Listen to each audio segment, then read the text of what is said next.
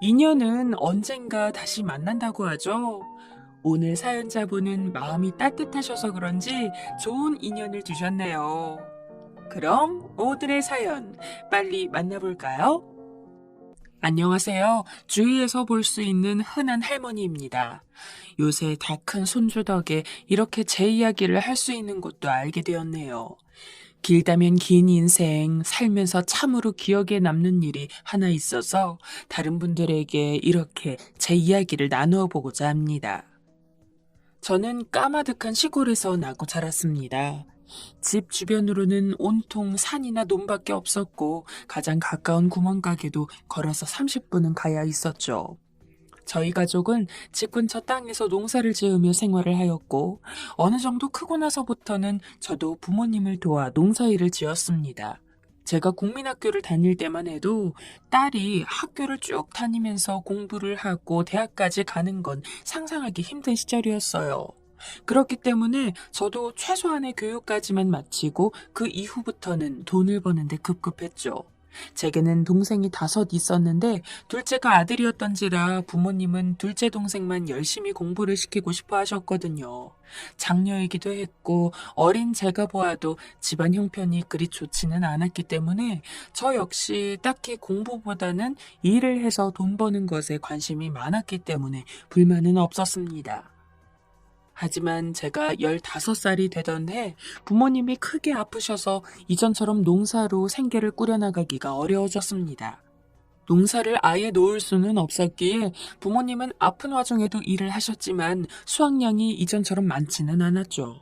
졸지에 온 가족이 굶게 생긴 와중에 저는 서울에 올라가면 돈을 많이 벌 수 있다는 소식에 무작정 작은 짐가방 하나 들고 서울로 상경하게 됩니다.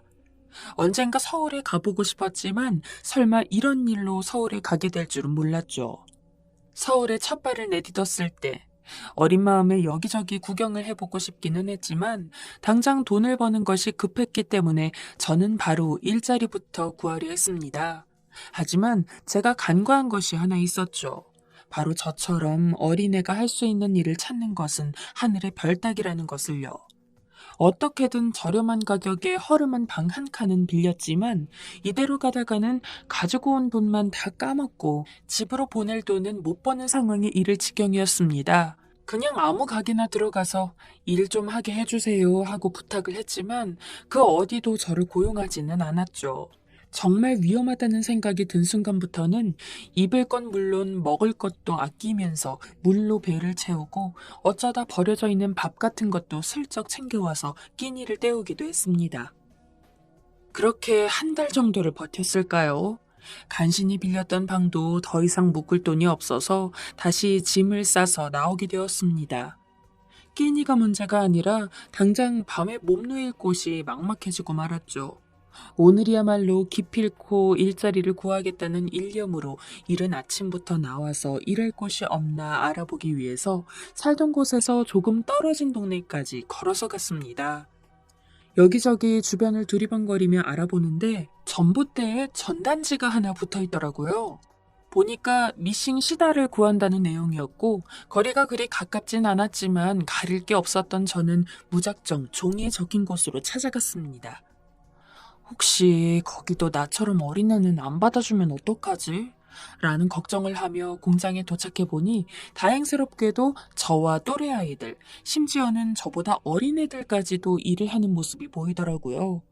작업 반장으로 보이는 분한테 미싱 일을 하고 싶어서 왔다고 했더니 그분은 제 나이도 무엇도 묻지 않으시고 일당이 얼마이며 하루에 몇 시간 일한다는 내용만 기계적으로 이야기를 했습니다. 게다가 작은 기숙사 같은 곳에서 잠도 재워준다고 하더라고요. 여기가 아니면 안 되겠다는 생각에 열심히 일하겠다고 하며 그날부터 바로 일에 돌입했습니다. 기억이 가물가물한데 당시 일당이 50원인가 60원인가 그랬던 것 같아요. 아주 큰 돈은 아니긴 했지만 한 푼이 아쉬웠던 때였고 지금처럼 허리띠 졸라매가며 아끼면 집안에 조금이라도 보탬이 될 거라는 생각이 들어서 절대로 잘리지 않겠다는 목표를 가지고 미싱을 배웠습니다. 공장은 그리 크지 않았는데 사람들이 몸을 움직이기도 힘들 정도로 다닥다닥 붙어 앉아서 일했어요. 닭장을 생각해 보시면 그때 모습이 어땠는지 쉽게 아실 것 같네요. 허리 한번 펴기 힘든 쾌쾌한 공장에서 다들 웃음기 하나 없이 미식만 하는 걸 보고 아, 나도 저렇게 일하겠구나 라는 두려움이 들기도 했지만 당장 갈 곳도 없었고 지금 이곳이 아니면 제가 일할 수 있을 만한 곳은 없겠다는 생각이 들었기 때문에 최대한 마음을 다잡았습니다. 일은 제 생각보다 더욱 힘들었습니다. 배치된 자리에 앉아서 손끝이 부르트도록 미싱질만 했어요. 저는 성격도 내성적이었던지라 가까이 앉은 사람과 대화할 생각도 못하고 그냥 혼자 묵묵하게 일만 했죠. 요즘 젊은 애들은 법적 근로시간을 벗어나서 추가로 일하면 따로 수당이 나온다고 하는데 저 때는 그런 것도 없었습니다.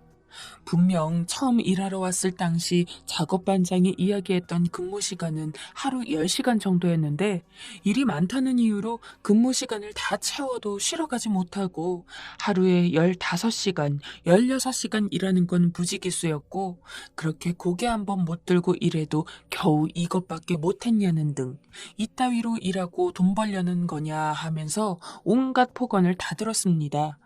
그 때문에 고된 일이 끝나고 기숙사에 가면 쉴 시간도 모자란데 그 얼마 없는 시간을 쪼개서 매일매일 눈물을 흘리곤 했습니다. 그렇게 못 들을 소리까지 들어가며 하루의 절반이 넘도록 일하는데도 손에 쥐이는 돈은 쥐꼬리만 했죠. 아, 그때 당시 아직도 기억이 나는 게 제가 한 달 정도 미싱 일을 하고 있을 쯤에 전태일 열사가 자신의 몸을 던져서 근로자들의 부당한 대우 처우 개선을 외쳤었어요. 한껏 지쳐있던 저는 그 소식을 듣고 이제 무리한 근로를 하지 않아도 되는지에 대한 기대감에 사로잡혀 있었으나 잠깐 화제만 됐을 뿐이지 실질적으로 달라진 건 없더라고요. 부풀었던 기대감이 일순 꺼지고 나니 이제 정말로 희망이 보이지를 않아 매 초, 매분, 매 시간마다 포기하고 싶었습니다. 집에 돈을 보내야 한다는 압박감에 숨도 쉬기 힘들었고 왜 나는 나만을 위해 살지 못하지? 라는 이기적인 생각도 많이 하고 아무 걱정 없이 학교만 다니는 애들을 보면 왜 난 저렇게 살지 못하지?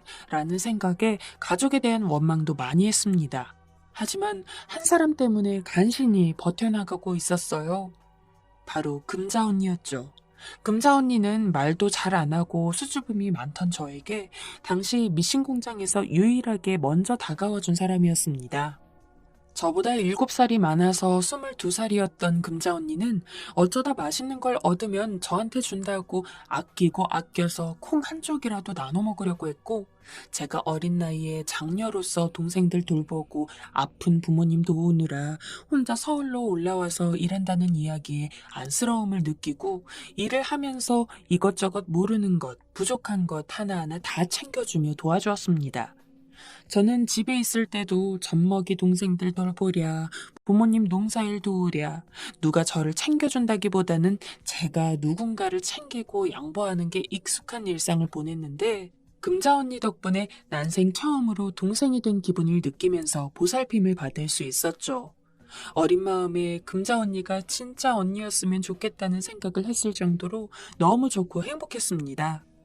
그렇게 금자 언니 덕에 힘든 미싱 공장 일을 이어가고 있었던 어느 날, 당시 저는 몸이 안 좋아서 그날 할당량을 다 못 채워서 밤늦게까지 남아서 잔업을 하고 있었습니다.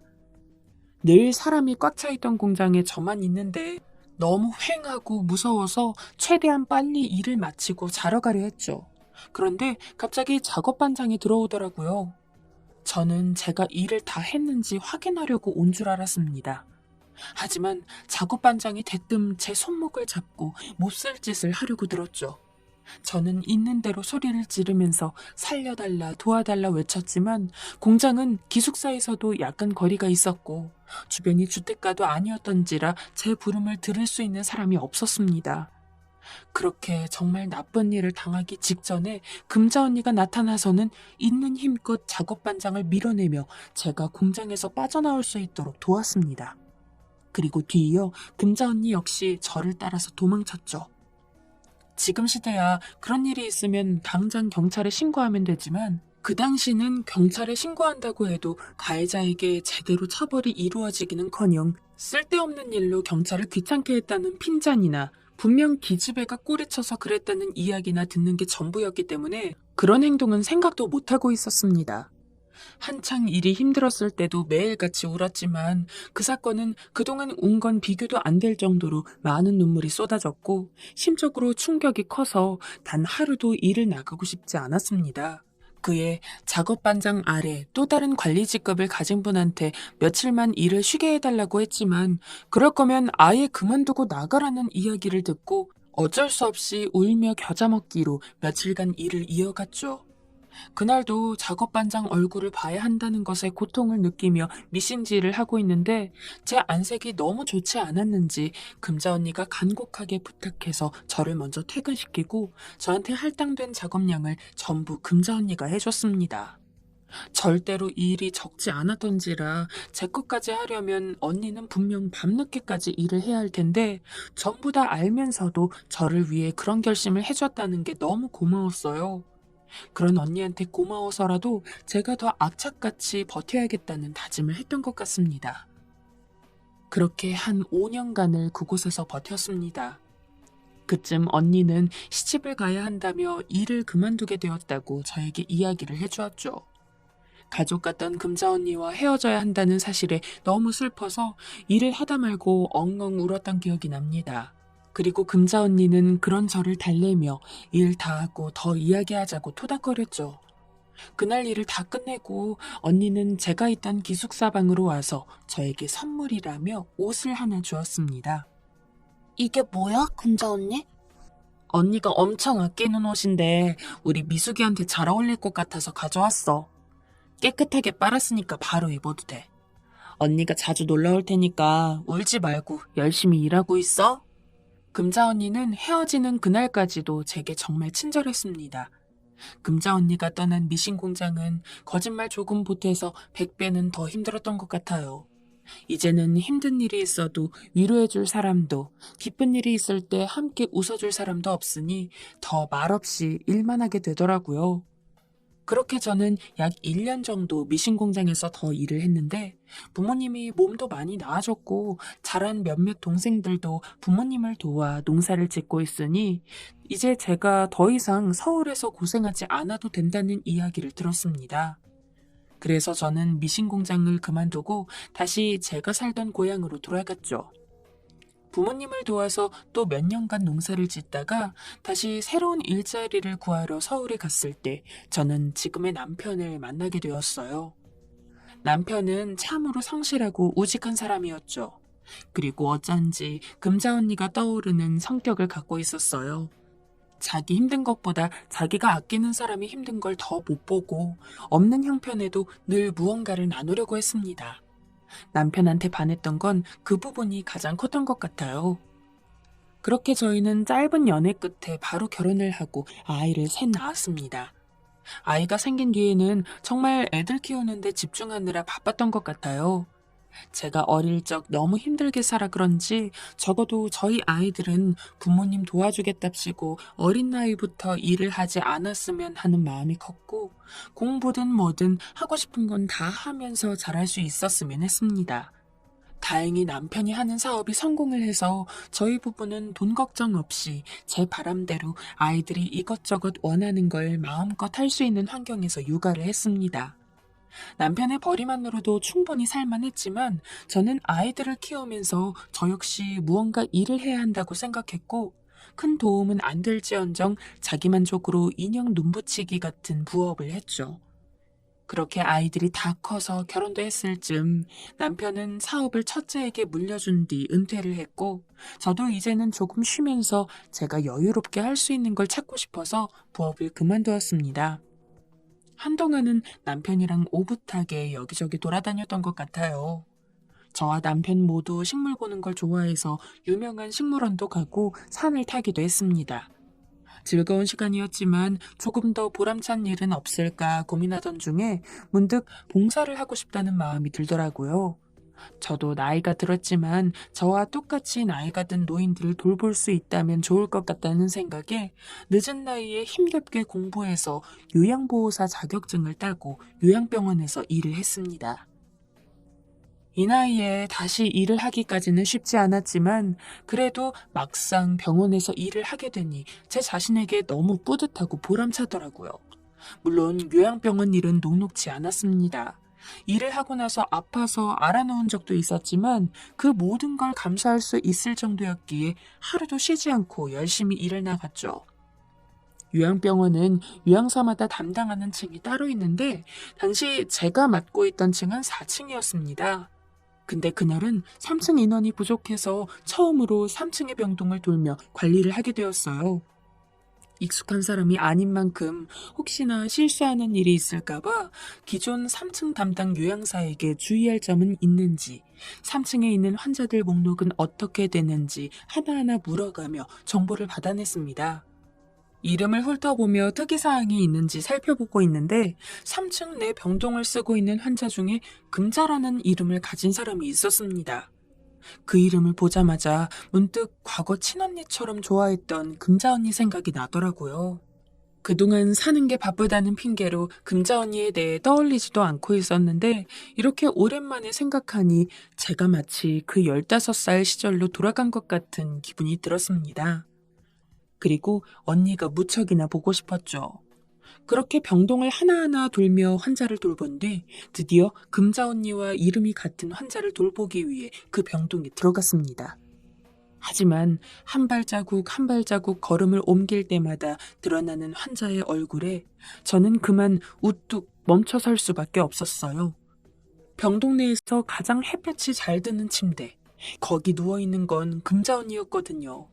언니와 마지막으로 본 게 50년이 넘었다고는 하지만 어떻게 제가 제일 좋아하고 사랑했던 금자 언니 얼굴을 잊을 수 있겠습니까? 저는 너무 놀라서 언니에게 다가갔습니다. 금자 언니, 나 미숙이야. 언니 기억나? 그 미신 공장에서 일했던 김미숙. 하지만 언니는 제 목소리에 느릿하게 제 쪽으로 고개를 돌릴 뿐 아무 말도 안 하고 눈만 깜빡였죠. 언니, 나 미숙이라니까, 미숙이? 진짜 기억 안 나?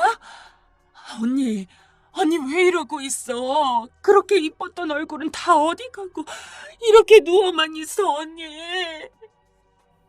라며 흐느끼며 말했어요. 아무리 긴 세월이 흘렀다고는 하나 제 기억 속의 언니의 모습은 꽃처럼 예쁜 아가씨의 모습이었는데 갑자기 변해버린 언니의 모습을 마주하니 눈물이 왈칵 쏟아지더군요. 그에 저는 한 번 더 제 이름을 이야기하며 금자 언니가 저를 기억하기를 간절히 바랐지만 언니는 한참 동안 가만히 저만 바라보다가 잔뜩 쉰 목소리로 누구야? 라는 말만 반복했습니다. 언니에게 몇 번이고 이야기를 해도 달라지는 게 없었어요. 저는 그 밝고 건강했던 언니가 이렇게 앙상하게 말라서 요양원 침대에 누워있는 게 너무 슬퍼서 다른 환자들이 보고 있는데도 불구하고 엉엉 울었습니다. 그리고 금자 언니는 저를 못 알아보는 와중에도 울지 말라는 식으로 손을 잡아주었고 비록 언니가 나를 기억하지는 못할지언정 그 착한 성품은 그대로라는 생각에 더 서러워서 눈물을 멈출 수가 없었죠. 나중에 담당 요양사에게 이야기를 들어보니 언니는 이미 이 요양원에 들어온 지 10년 가까이가 된 상황이고 치매가 심한지라 매일같이 들어오는 요양사도 못 알아볼 때가 있다고 했습니다. 게다가 처음 올 때 자식들이 금자 언니를 데려왔는데 요양원에 맡겨진 이후 자식은 단 한 번도 언니를 찾아오지 않았다고 하더라고요. 언니가 기초생활 수급자여서 병원비가 들 일도 없으니 그냥 요양원에 맡긴다는 핑계로 버린 것 같다고 이야기를 하는데 정말 하늘이 무너지는 줄 알았습니다. 거기에 금자 언니는 대략 1년 전에 암 선고를 받고 6개월 시한부 판정까지 받은 상황이라고 했죠. 다행히 예정된 기간을 넘어 아직 잘 살아있긴 하지만 언제 돌아가실지 몰라서 요양사도 전전긍긍하고 있다고 했습니다. 그 뒤 저는 제 일이 끝난 뒤 늘 3층 병원으로 내려가 금자 언니를 만나러 갔습니다. 언니, 나 이제 어릴 때랑 다르다. 자식 새끼들도 다 커서 이제 영감이랑 둘이서만 살고 있어.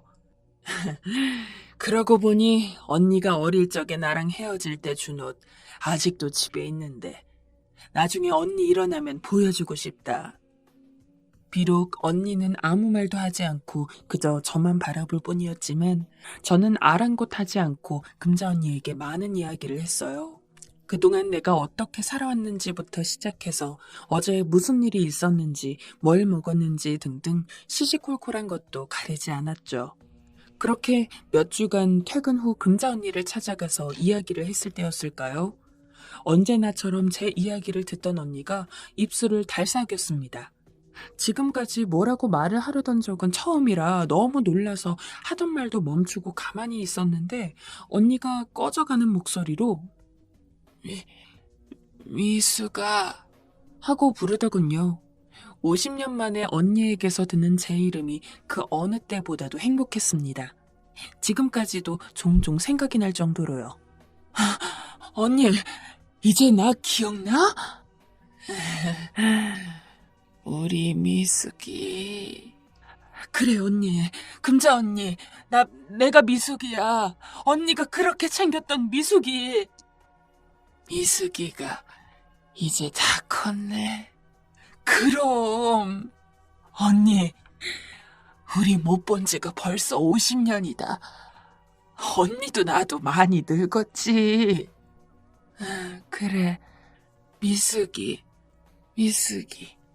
언니는 길게 이야기하지 못하고 제 이름 정도만 말하는 정도였지만 여전히 언니 기억 속에 제가 남아있다는 게 반가웠던 저는 언니의 마른 손을 꼭 잡고 그 어린 시절 언니한테 얼마나 고마웠는지 꼭 한번 다시 만나고 싶었다는 이야기를 밤새도록 했고 언니는 그저 중간중간 우리 미숙이라고 말하며 가만히 제 이야기를 들어주었습니다. 아마 언니는 이승을 떠나기 전 마지막으로 제가 만나고 싶었나 봅니다. 처음으로 저를 알아본 바로 다음 날, 제가 요양병원에 출근을 하기도 전에 언니는 눈을 감았거든요. 믿기지가 않는 소식에 가만히 흰 천을 덮은 언니만 보았습니다. 또 눈물이 쏟아질 것 같았지만 언니가 제가 우는 걸 바라지 않을 것 같아서 간신히 참고 병원에 등록되어 있는 언니 자식에게 전화를 걸었죠. 그렇게 언니 자식이 올 때까지 저는 언니가 혹여 외로울까봐 양해를 구하고 일도 미룬 채 언니 옆에서 차가워진 손을 붙잡고 계속 잘 가라는 인사만 했던 것 같습니다. 몇 시간쯤 뒤 언니 아들이 병원에 도착했습니다. 그리고 장례에 대해서 이야기를 꺼냈는데 저 돈 없으니까 그냥 화장만 할게요. 라더군요. 저는 언니 마지막 가는 길을 그렇게 초라하게 보낼 수는 없었습니다. 그래서 언니의 아들에게 돈은 전부 내가 낼 테니 화장도 장례도 납골당에 모시는 것도 다 진행할 거라고 이야기하고 바로 장례식장에 전화해서 언니의 장례를 준비했습니다. 3일간 몇 안 되는 조문객을 맞이하고 끝까지 언니의 명복을 빌어주고 납골당까지 모시고 나니 참 허무하더군요. 하늘도 무심하시지 싶었습니다. 언니랑 그렇게 오랜만에 만났는데 함께 할 수 있었던 시간이 단 하루뿐이라니요. 하지만 한편으로는 언니가 예정된 시간보다 더 오래도록 견뎌주었기 때문에 단 하루라도 저와 함께 이야기를 나눌 수 있었던 것 같다는 생각도 듭니다.